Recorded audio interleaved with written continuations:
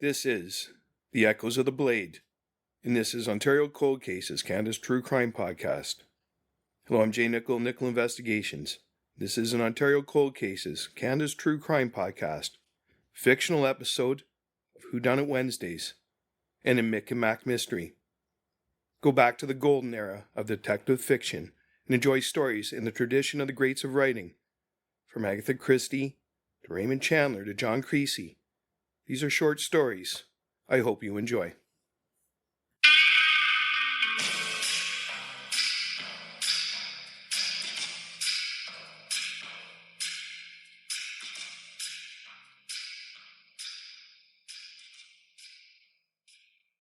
Hello, I'm Jay Nickel, Nickel Investigations.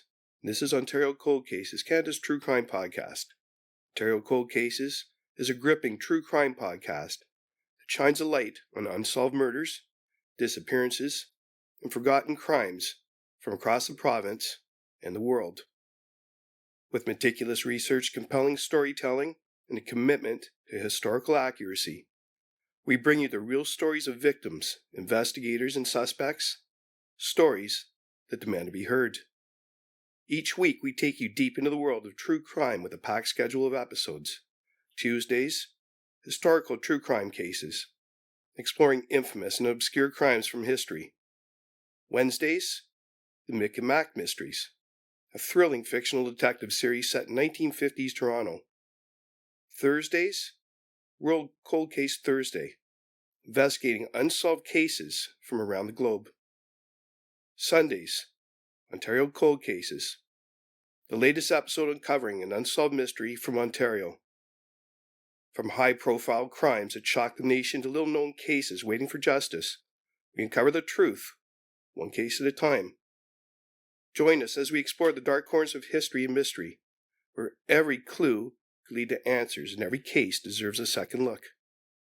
Subscribe now wherever you listen to your favorite podcasts and never miss an episode of Ontario Cold Cases, Canada's true crime podcast.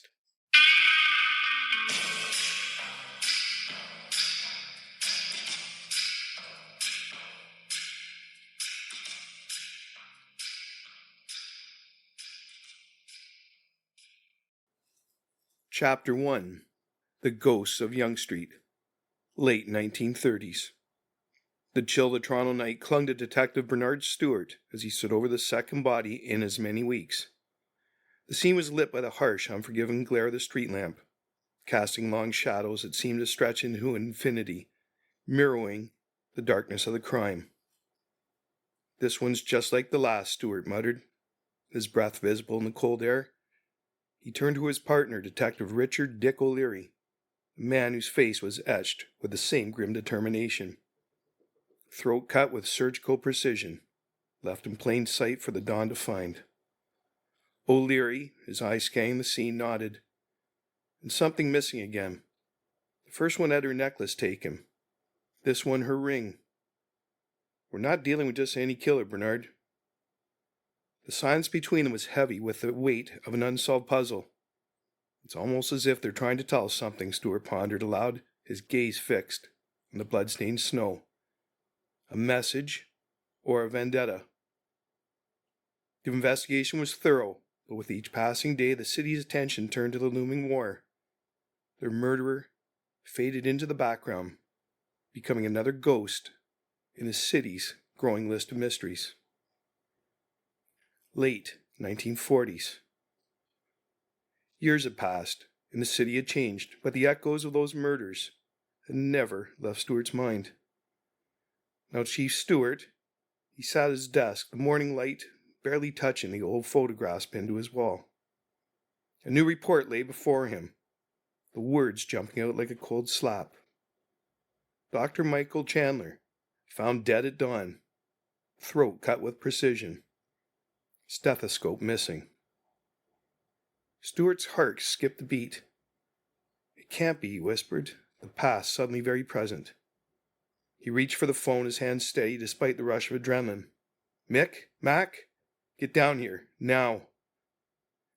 Mick McCathie and Archie MacNeely arrived, their expressions shifting from casual to concerned as they read the report over Stuart's shoulder. "Seems our ghost has returned," Stuart said. the humor in his voice a thin veneer over his concern. He handed them a newspaper from the day, the headline screaming about the doctor's death. Same method as those cases from before the war. He stood, his decision made. We're going to the scene. I want you two to see this, feel it. Maybe time has given us a new perspective. The crime scene was a déjà vu moment for Stuart. The same street, different year, but the method was unmistakable. The doctor lay where he had collapsed, his blood a stark contrast against the morning's light snow. Mick surveyed the area. A doctor this time, not a nurse. But the precision, the items taken, it's like we're back in 39.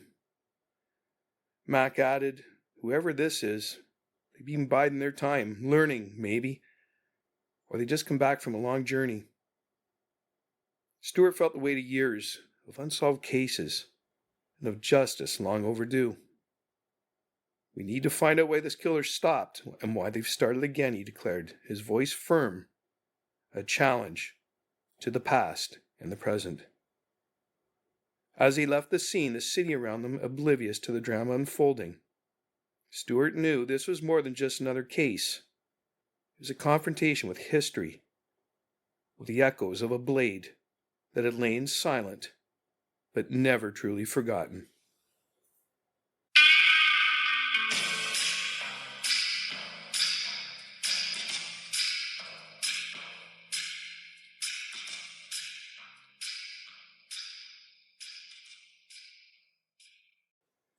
Chapter 2. A Dance with the Past. Mick and Mack found themselves in the heart of a changing Toronto, where the past and present danced awkwardly around each other. They stood near where nurse Helen Beaumont had been found, now a bustling part of Yonge Street, but in their minds, they saw the icy scene from years past. Time does change everything, doesn't it? Mack mused, looking around the modern shops that had replaced the old haunts. Except for our friends from the morgue, it seems, Mick replied, his gaze fixed on the spot. His mind worked like a finely tuned instrument, picking out dissonance in the symphony of time. They'd come armed with old files, photographs, and newspaper clippings that Stuart had preserved like relics. In an era where everyone was looking forward, they were peering back. First, they visited the site of the second nurse's murder, now a small park, where children played oblivious to the history beneath their feet. Mick, with a touch of whimsy, remarked, if only these trees could talk, they'd have quite the tale to tell. They then made their way to Toronto General Hospital, a place that seemed to hold its breath waiting for them. The hospital staff, many of whom had been there in the 30s, now bore the weight of years. They interviewed a retired nurse, Mrs. Agnes Pritchard, who remembered the victims. Such lovely girls, she said, her voice cracking with age and memory. They were part of a group, you know. We called ourselves the Nightingales after our shifts, always bringing light to the dark. Mick's eyes narrowed. Did anything unusual happen back then? Something that might have been overlooked? Mrs. Pritchard hesitated, then spoke of the night that changed everything.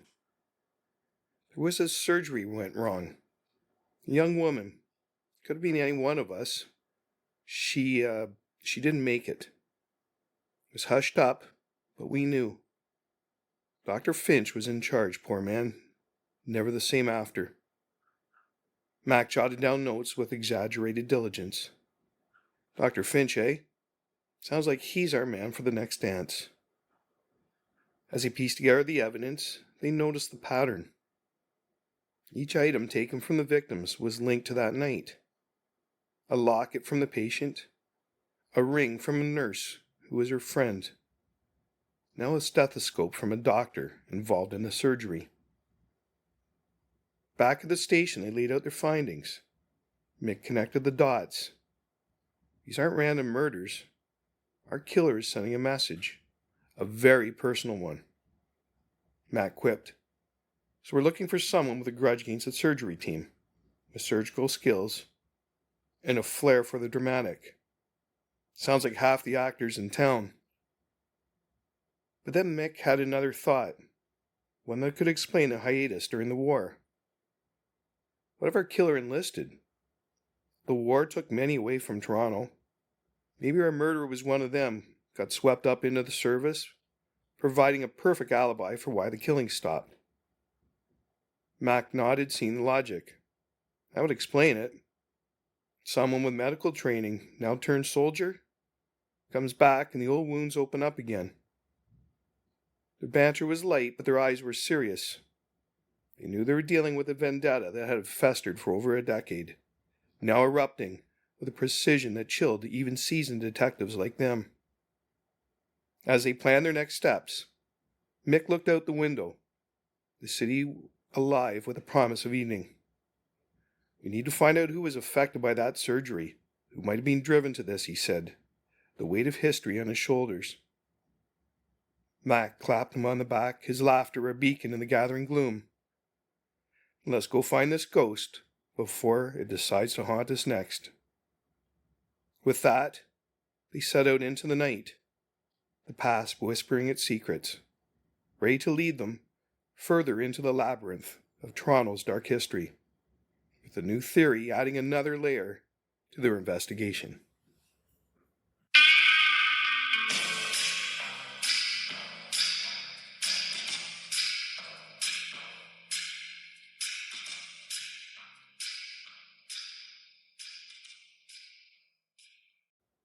Chapter 3. The Scandal That Time Forgot.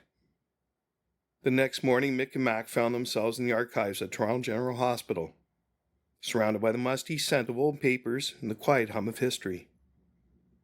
The room was a cathedral to the past, with shelves towering like ancient columns, each filled with medical records, case files, and forgotten stories. Finding a needle in a haystack would be easier, Mack grumbled, flipping through a stack of records with the enthusiasm of a man walking through mud. Mick, however, was in his element, on the hunt for literary clues. He was looking for the thread that would unravel the mystery of the botched surgery. They unearthed a file on the fateful operation. The patient was young, vibrant, named Clara Marsh. Her death was listed as complications during surgery. But the notes hinted at more. A rushed procedure, inexperienced hands, and a missing doctor when things went south. Dr. Harold Finch, Mick read aloud, the name resonating with the gravity of past mistakes. He was the lead surgeon, but there's a note here he left the room right before everything fell apart. Mack accidentally knocked over a pile of papers, sending them fluttering like autumn leaves. Well, if we can't find clues, maybe they'll find us, he chuckled, bending down to gather them. They pieced together the aftermath. Finch had taken partial blame, shouldering much of the fallout alone. Nurses were transferred, doctors resigned, and a veil of silence was drawn over the incident. But the ripple effect was clear. Lives changed, careers altered, and perhaps a vendetta born. Seems like the surgery was the pebble that started our avalanche, Mick pondered, his voice echoing the seriousness. Their next stop was Dr. Finch's home, a quaint, book-lined retreat in a quiet part of the city. The doctor, now in his 70s, greeted them with the air of someone long accustomed to living with ghosts. His home was a testament to his dual loves, medicine and literature, with medical journals and classic novels sharing shelf space. Finch spoke with regret. I've lived with this tragedy every day. Clara's death was my fault in part. I was called away for what I thought was an emergency, but when I returned it was too late. He confirmed what they had pieced together, adding layers to their understanding. There was an investigation, but it was managed. To protect reputations, you see, but one can't protect against grief. Mick asked about any surviving family or friends of Clara Marsh.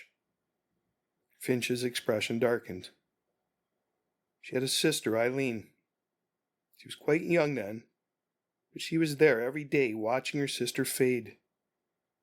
I've often wondered what became of her.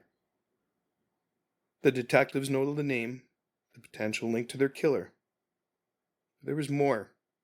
Finch had been receiving letters, anonymous, filled with threats and accusations, each one a reminder of that night.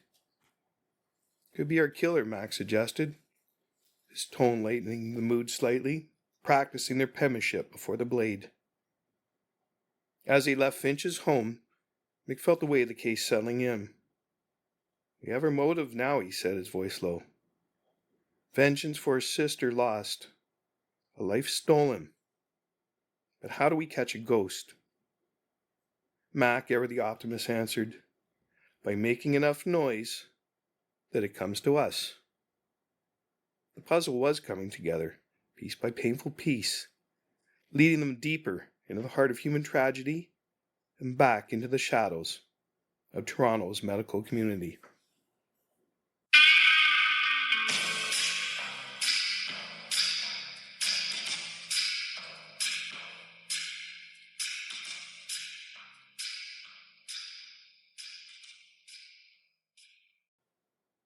Chapter 4. The Doctor's Folly. Mick and Mack knew the next step was to find Eileen Marsh, the sister of the unfortunate Clara. But first, they had to ensure Dr. Finch's safety. The letters he received were not mere threats. They were promises of retribution. "We need to protect Finch," Mick suggested, his tone mirroring the calm before a storm. "He might be our next target, and he could also be our best chance at drawing this killer out." Matt quipped, "Guess we're playing bodyguard now. Never thought I'd be wearing a nurse's cap." They arranged for Finch to give a public lecture on medical ethics, turning it into a trap for their shadowy adversary. The venue was to be an old, now closed wing of Toronto General Hospital, its echoes filled with the memories of past triumphs and tragedies. Finch, with the gravity of a haunted man, agreed. "If my life can help close this chapter, I must do it. For Clara, for all of us." Preparations were made with the care of a stage set for a dramatic play. The wing was prepared, lights adjusted to cast long shadows, reminiscent of the crime scenes from years past. Mick ensured every exit was watched, every shadow accounted for. On the night of the lecture, the air was thick with tension. The attendees sparse, mostly hospital staff and a few curious souls, unaware they were part of a grander scheme. Finch spoke with the eloquence of an educated man, wrestling with his conscience, his words a lure for vengeance. As Finch delved into the ethical dilemmas of medicine, Mac, with a touch of slapstick, nearly knocked over a stack of old medical journals while positioning himself discreetly. "If our killer's here, you'll find this place familiar," he whispered to Mick, who nodded, his eyes scanning the room. Suddenly, Mac's attention snapped to a figure at the back, moving with an intent that didn't match the casual audience. He signaled to Mick. They began their silent pursuit as Finch continued, his voice a steady anchor in the restless night. The chase led them through the labyrinthine corridors of the old wing, past rooms where surgeries once saved lives, now echoing with the footsteps of justice. The killer, or so they hoped, knew these halls, moving with the confidence of familiarity. They cornered their suspect in the very room where Clara Marsh had taken her last breath. The irony was not lost on Mick, his voice low. "Looks like history repeats itself, but not tonight." The figure turned, revealing not a menacing killer, but Eileen Marsh, now in her 40s, her eyes haunted by grief and driven by vengeance. She held a scalpel, not as a weapon, but as a symbol of her pain. "I just wanted them to remember," she said, her voice a mix of sorrow and resolve, "to feel what it's like to lose someone because of carelessness." Mick approached her cautiously. "You've lived with this pain long enough, Eileen. Let's help you find peace, not more ghosts." Mac added softly, "You've made your point loud and clear, but this isn't the way." The standoff was tense, the room filled with the weight of years, until Eileen's resolve broke, the scalpel clattering to the floor. She was taken into custody, not as a monster, but as someone caught in the tragedy of human error and loss. Back at the station they debriefed with Chief Stuart, who listened with the seasoned patience of a mentor. "Good work, both of you," he said, his eyes reflecting the complex nature of their job. "But remember, every case is a lesson in humanity." The night was long, but as dawn broke over Toronto, Mick and Mack knew that while they had closed one chapter, the echoes of this blade would linger, a reminder of the past power over the present.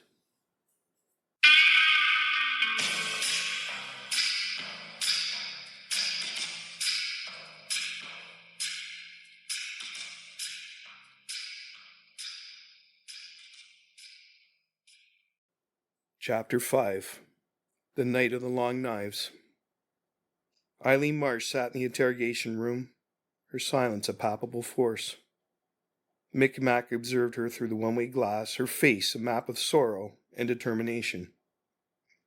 "Let's give her some time," Mick suggested. "She's not just a suspect. She's a story we need to understand." As he entered the room, Mack offered her a cup of tea. "It's not much, but it's something," he said, his gesture an olive branch and the stark room. Eileen's backstory unfolded like a literary tragedy. She'd been a bright, hopeful young woman studying to follow in her sister Clara's footsteps into nursing. The night Clara died, Eileen was there holding her sister's hand as life slipped away. The doctors' faces etched into her memory more than their names. "After Clara died, I couldn't look at a hospital the same way," Eileen confessed, her voice a whisper, haunted by the past. "I left nursing school, couldn't bear it. But I never forgot. I watched them all. The ones who were there that night, living their lives while mine was stuck in that moment." Her grief had turned to obsession, each medical professional involved becoming a symbol of her loss. She learned from afar, piecing together their lives through newspaper clippings, hospital gossip, and the occasional chance encounter. The war had given her time, her anger simmering beneath the surface, till the peace brought her back to her vengeance. "I knew it had cut," she admitted, her voice steady now, the confession a release. "I worked as an assistant in a veterinary clinic after I left nursing. I learned precision there, learned how to wield a blade." Mick pieced together her journey. "You didn't kill out of madness, but of a twisted sense of justice. Each item you took, was it a piece of that night?" Eileen nodded, tears now mingling with her resolve. "Yes. The locket was Clara's, the ring from her friend, the stethoscope from Dr. Finch, symbols of the night they failed her." Mack noted, "You're one determined individual, Eileen. But this isn't how you honor Clara's memory." The conversation shifted towards redemption, Mick speaking quietly. "You carried this burden alone for too long. Now let us help you set it down. There's another way to remember Clara, one that doesn't end in more tragedy." Eileen listened, the weight of her actions now fully upon her. She spoke of the years after, how she had watched without acting, till something within her snapped, each murder, catharsis, a moment of reclaiming power over her sister's death. The detectives knew capturing Eileen was only part of their duty. Understanding her, providing her a chance at healing, was the other. They arranged for psychiatric evaluation, not just to understand her actions, but to offer her a path forward, away from the cycle of vengeance. As they left the room, Max sighed. "She's not the villain here. She's another victim of that night." Mick nodded, his gaze thoughtful. "We've stopped the killings, but we've got to mend the wounds that caused them. This case, it's a reminder of how deep scars can run."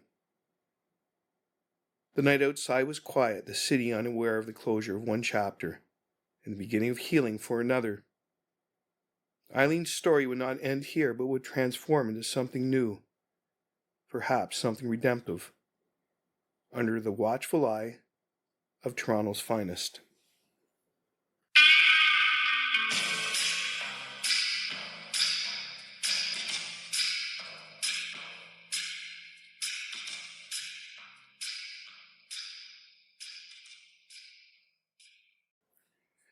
Chapter 6. The Blade's Rest.